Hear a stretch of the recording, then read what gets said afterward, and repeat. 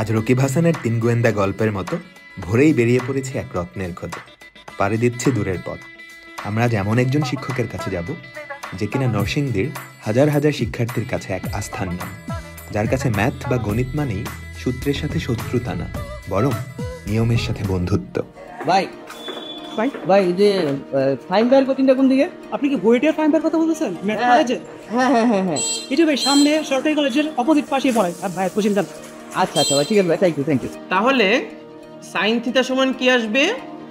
Sine theta সমান আসবে negative. দেন cos theta কি আসবে? কস থিটাও নেগেটিভ। কিন্তু টেন থিটা কি আসবে? টেন থিটা আসবে পজিটিভ। সবাই বুঝছি? হ্যালো এভরিওয়ান, আমি আলফাহিম। পড়াশোনা করেছি বুয়েটের ম্যাটেরিয়ালস অ্যান্ড মেটালার্জিক্যাল ইঞ্জিনিয়ারিং ডিপার্টমেন্টে। And welcome to Narsingdi.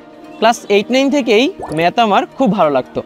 আমি যখন ম্যাথ করতাম তখন খুব আনন্দ নিয়ে একটা ভালোবাসার জায়গা থেকেই করতাম। কলেজে ওঠার পর ম্যাথের প্রতি ভালোবাসাটা যেন আরও বেড়েই গেল।